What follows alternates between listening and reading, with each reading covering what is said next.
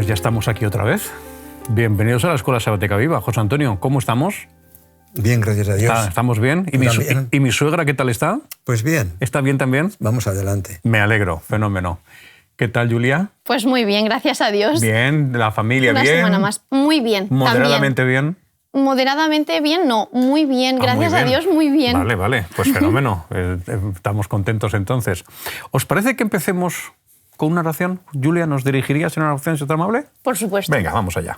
Padre nuestro que estás en los cielos, Señor, te damos las gracias por todo lo que haces por nosotros. Te damos las gracias porque podemos estar aquí reunidos para aprender de tu palabra, para poder, Señor, profundizar más y acercarnos más a ti.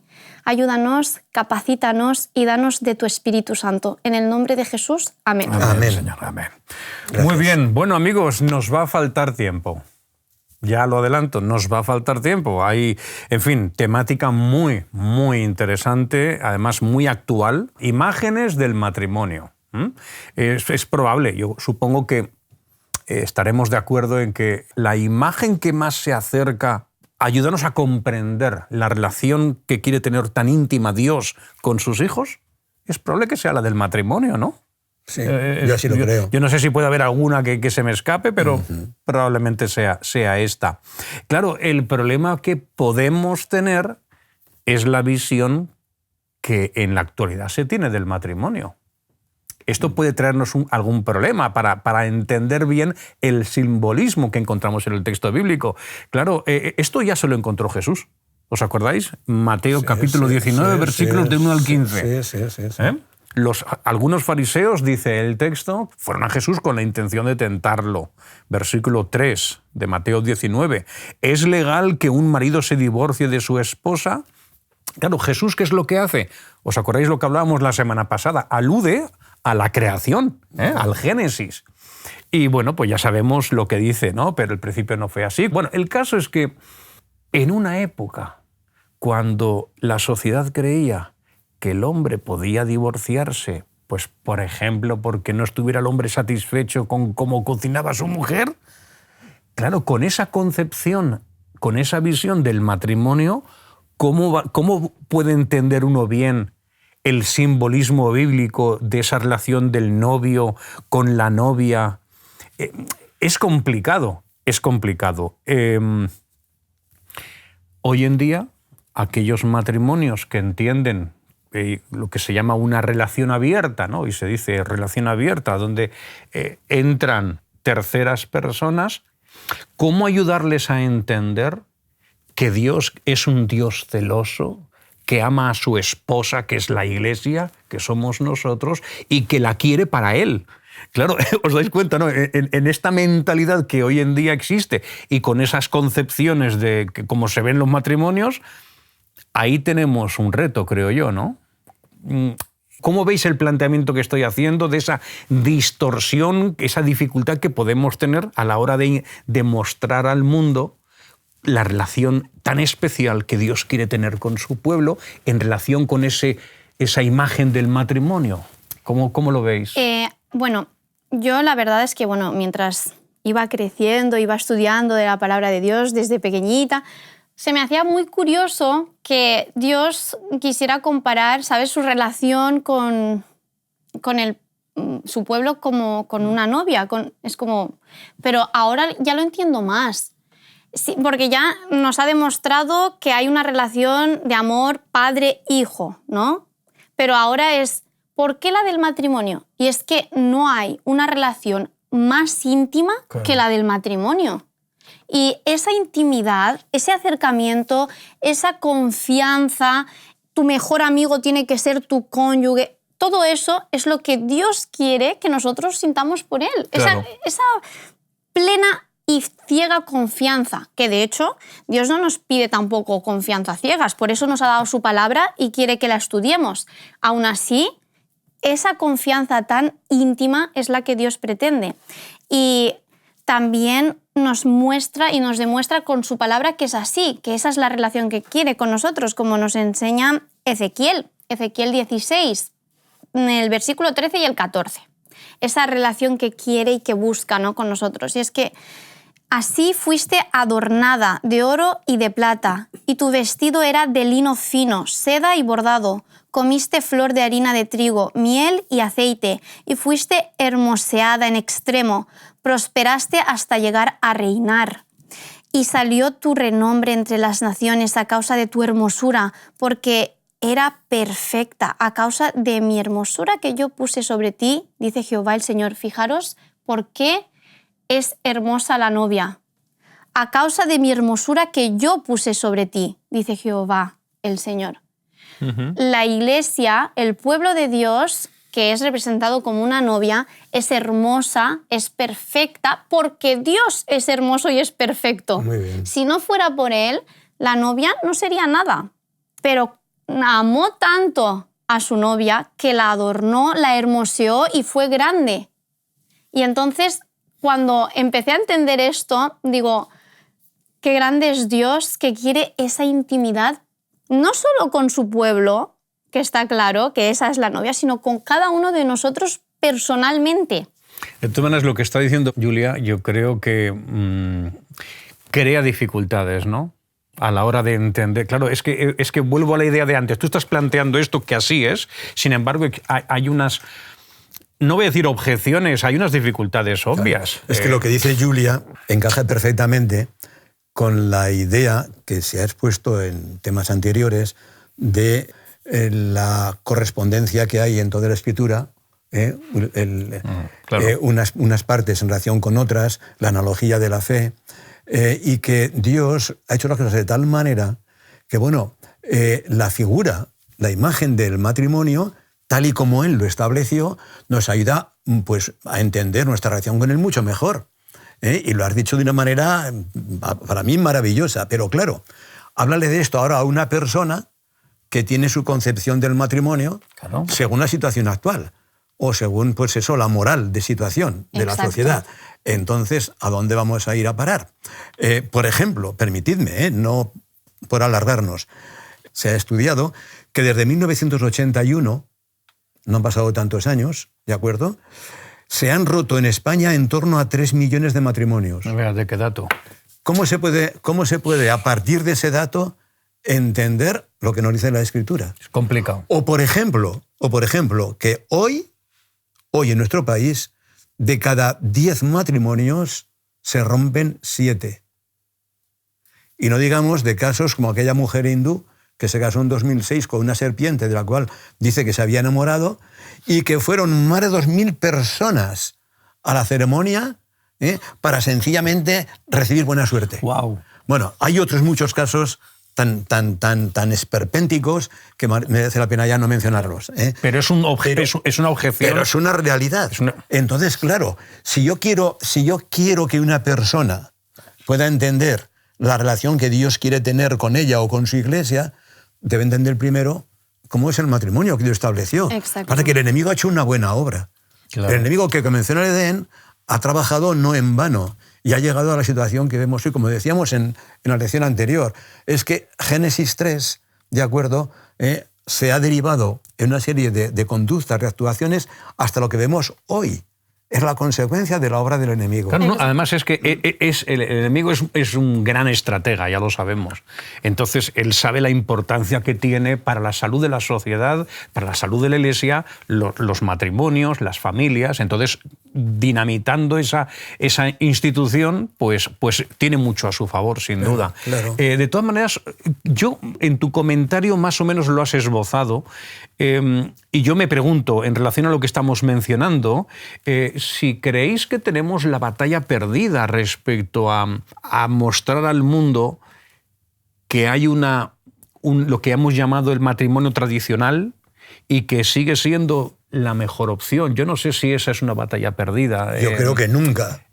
No sé qué pensáis, porque el poder del Evangelio, la palabra de Dios es poder, lo dice ella misma, y el poder del Espíritu Santo están por encima de todos los errores que el enemigo haya, digamos, o nos haya inducido a realizar. Eso significa, no hay entonces, ninguna duda, que nosotros tenemos que hacer una labor de educación, hay de una formación, recuperación, ¿no? Hay una regeneración, hay una revalidación de las verdades que Dios nos ha revelado.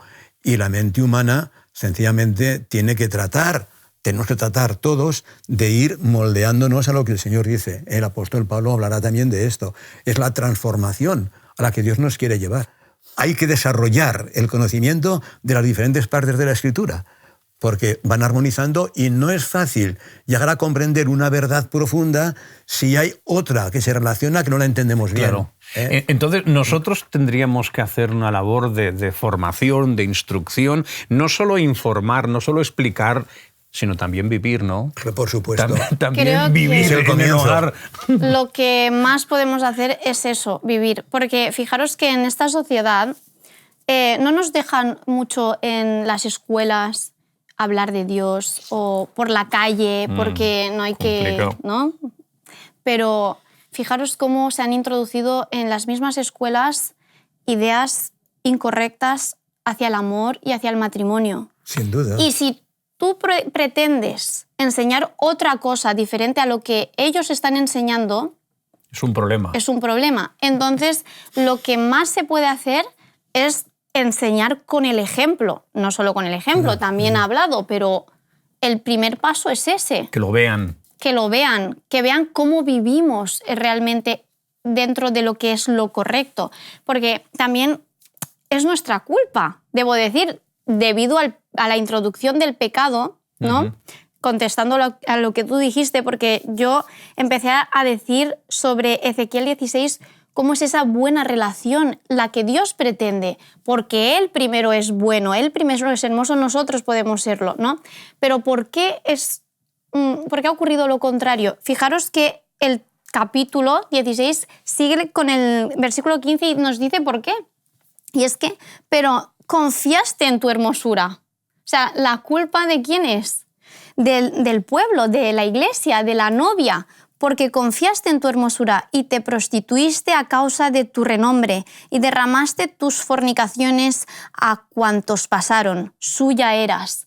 Y es porque las personas a veces nos llenamos de un orgullo y de pensar que tenemos unas competencias que no las tenemos porque solamente el Espíritu Santo capacita.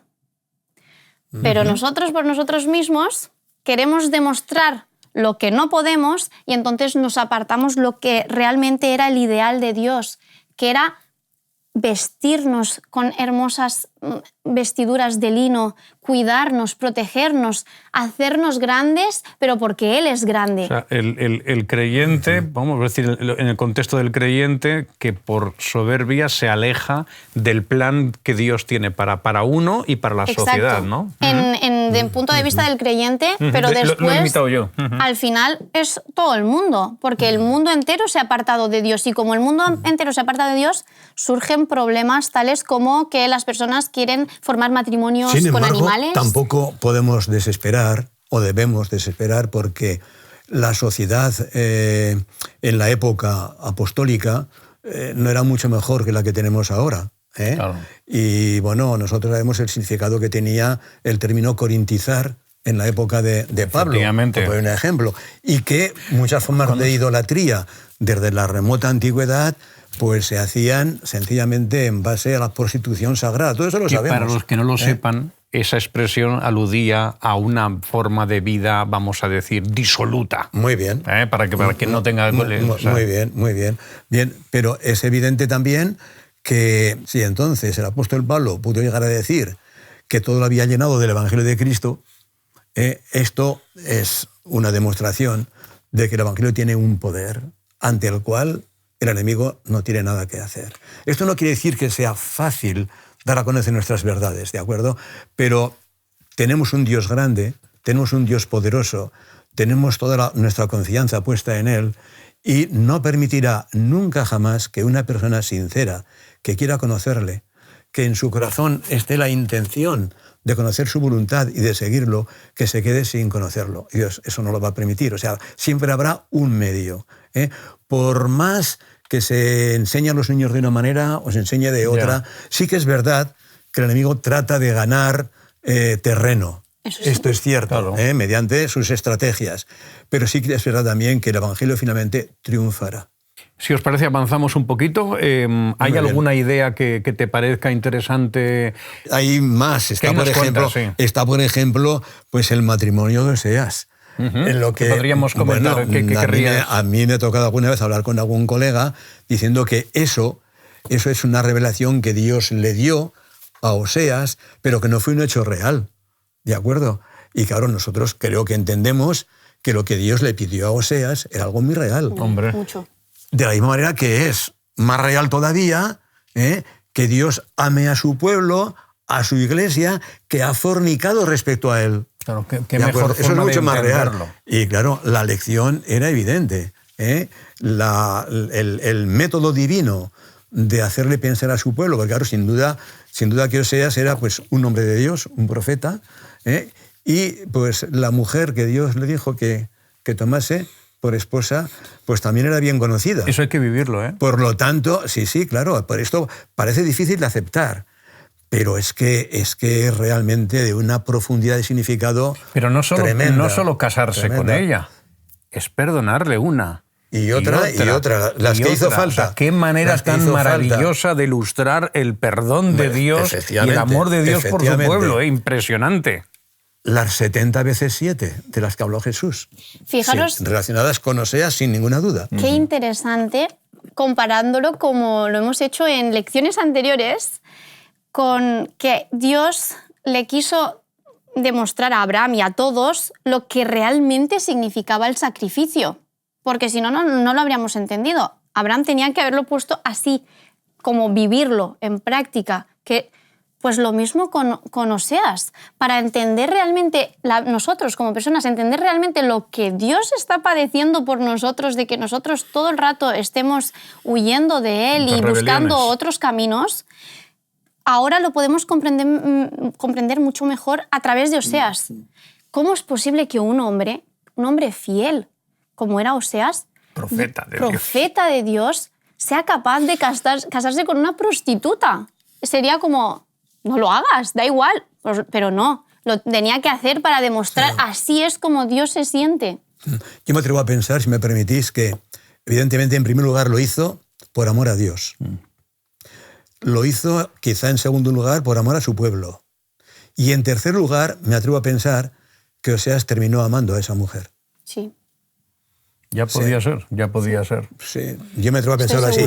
Hay algo que quizá pues, se repetirá en otras lecciones, o repetiremos la idea, porque es una idea fundamental, clave en la Escritura, y es que hay muchas partes de ella que solamente se pueden entender bien si las analizamos con el prisma del Calvario, de la cruz de Cristo. Y yo creo que no hay nada que explique mejor el matrimonio de Oseas que la cruz de Cristo. Claro. Su sacrificio en favor de un pueblo que finalmente, 3 años y medio después, se apartó de Dios y Dios tuvo que desecharlo, porque Dios no podía forzar a nadie. Exacto. Vamos a avanzar un poquito más, si os parece. Querría que destacáramos un instante nada más. La escuela sática habla de un matrimonio sano, de un matrimonio feliz, de un matrimonio que pueda perdurar con el paso del tiempo, y destaca 3 ideas, 3 principios que simplemente esbozamos y bueno, que es bueno que recordemos y quizás plantear en nuestras respectivas escuelas sabáticas. En primer lugar, actitud perdonadora. Qué necesario es el perdonarse el cónyuge el uno al otro, como Cristo nos perdona. Eso es un principio muy importante. El segundo, aceptación.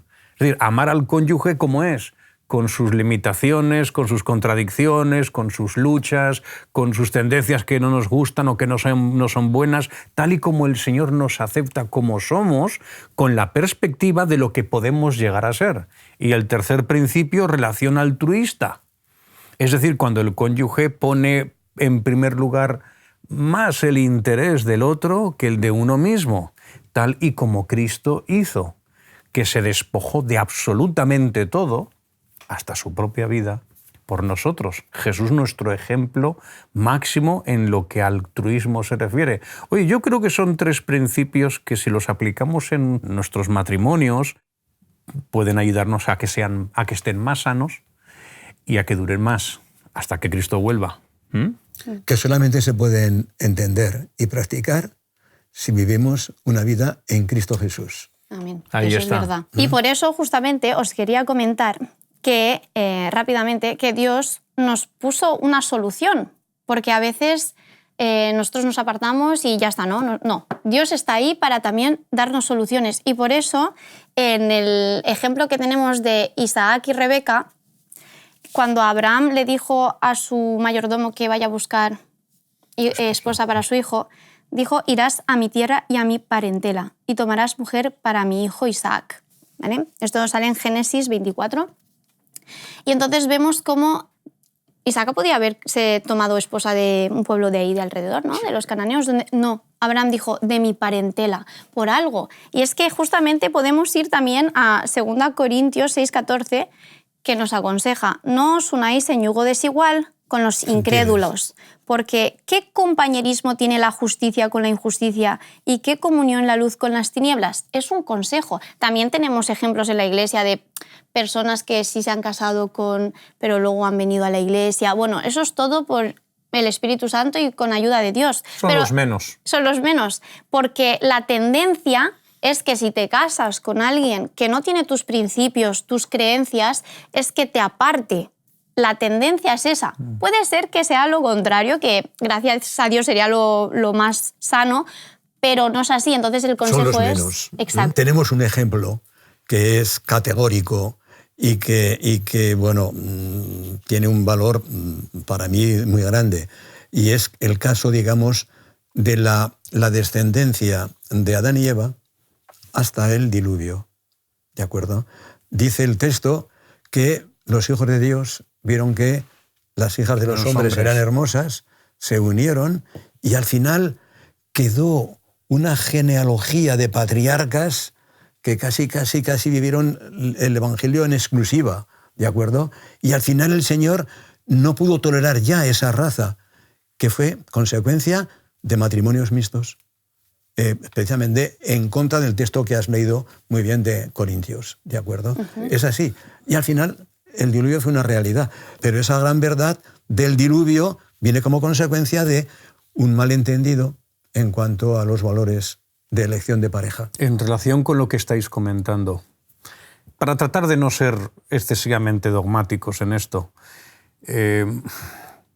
yo creo que la clave es compartir tu vida o elegir compartir tu vida con alguien que comparte tu fe, tus valores. Lo digo esto porque a veces uno puede pensar que se está casando con alguien porque pertenece a la iglesia, a tu misma iglesia, y como consecuencia comparte los mismos valores, la misma mentalidad, los mismos objetivos, las mismas motivaciones, y resulta que no es así. Entonces, no es suficiente con casarse con alguien de tu misma fe, denominacionalmente hablando.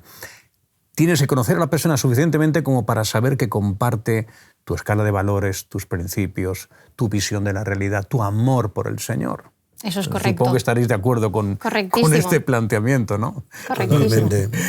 Por cierto, en relación con lo que estábamos mencionando, hay creo que es el último estudio sociológico que se hizo en la Comunidad Europea, una batería significativa de preguntas y alguna tenía que ver con la fe de los encuestados europeos. Esto lo oí en la radio, se dieron los resultados de ese estudio sociológico y se mencionó el tema de la fe. Y ese estudio indicaba que los matrimonios que comparten una misma fe, y tienen una vivencia activa, vinculada a su iglesia, a su congregación, a lo que sea, a su templo, lo que sea, son matrimonios que se declaran más felices y que duran más. Muy interesante, sí, estos datos. Lo cual demuestra lo que la Biblia nos enseña, sin ninguna duda. Sí, exacto. Hay una parte en Apocalipsis asociada a esta figura que estamos considerando, que nos muestra el amor de Dios y su justicia en su trato con los seres humanos, ¿no? Por ejemplo, cuando habla de la gran ramera, que es juzgada, dice en Apocalipsis 19, dice: después de esto oí una gran voz de gran multitud en el cielo que decía: aleluya, salvación y honra y gloria y poder son del Señor Dios nuestro, porque sus juicios son verdaderos y justos, pues ha juzgado a la gran ramera, que ha corrompido la tierra con su fornicación y ha vengado la sangre de sus siervos de la mano de ella. Y por otro lado, dice: gocémonos y alegrémonos y démosle gloria, porque han llegado las bodas del Cordero y su esposa se ha preparado. Es interesante cómo la misma figura se utiliza en doble sentido, ¿de acuerdo? Cuando la relación se ha corrompido, cuando se ha desviado y se convierte su pueblo en ramera. Y la justicia de Dios se manifiesta de manera inequívoca. Pero es también interesante cuando su pueblo se mantiene fiel, como una esposa es fiel a su esposo. Las bodas del Cordero, bueno, es algo sí que es hermoso y es precioso el ver cómo Dios en su justicia finalmente recompensa a quienes le han sido fieles, que no han hecho otra cosa que poner su vida en sus manos. Porque ¿qué hemos hecho nosotros para obedecer? ¿Qué mérito tiene nuestra conducta? Ninguno. Es el poder. Antes decía Julia muy bien, según Ezequiel 16, su pueblo es como una esposa que es hermosa por la hermosura que Dios ha puesto en ella. Pues esto es igual en el Antiguo Testamento que en el Nuevo. La iglesia que esté esperando a Cristo y que representará, según dice Elena White, el carácter de Cristo, lo hará por la obra de Dios en ella, Amén. Mediante el Espíritu Santo. Pues con ese concepto, con esa idea, lo dejamos. Hasta el próximo día. Que os vaya bien. Adiós. Gracias. Te invitamos a tener una experiencia más allá del sábado, convirtiendo tu unidad de acción en una iglesia hogar en donde la Biblia, la oración intercesora, la fraternidad y la testificación sean vuestro estilo de vida. Así experimentaremos un poder renovador en la iglesia y en el cumplimiento de la misión.